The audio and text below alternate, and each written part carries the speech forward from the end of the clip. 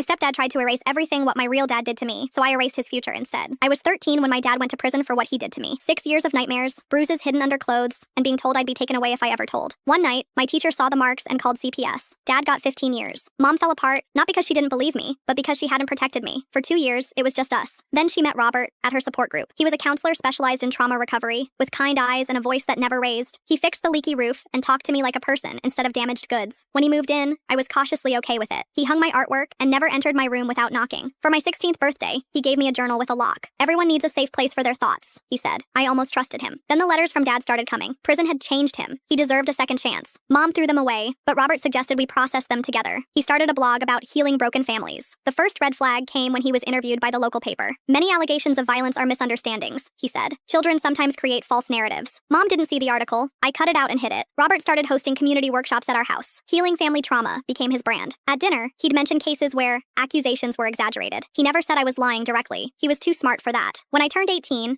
I planned to leave for college across the country. Robert suggested staying local. Your trauma makes you vulnerable. When I disagreed, he sighed. Your father's impulsivity, I see it in you. That night, I heard them arguing. She needs to move forward, Robert said. These fantasies about what happened are holding her back. The severity she describes is inconsistent with the evidence. My mother's voice was small. The doctor confirmed. Doctors see what they're looking for. He cut in. Children elaborate to get attention. I recorded it all. The next day, I searched his office and found a hidden hard drive. What I discovered made me sick. Documents picking apart my inconsistencies. Emails to my father, promising to help restore his relationship with his daughter. And worst of all, recordings of our therapy sessions, edited to make it sound like I was admitting to exaggeration. He was building a case to help my father get early release. Robert's biggest workshop was coming up, Truth and Reconciliation, with the district attorney, judges, and church leaders attending. Local news would be there. I volunteered to handle the tech. You're so supportive, he told me, squeezing my shoulder too long. The night of the workshop, our living room was packed. Robert stood at the front, talking about the healing power of truth. My mother sat in the front row, pride in her eyes. When he clicked for his first slide, the screen showed his emails to my father. Then came the recordings,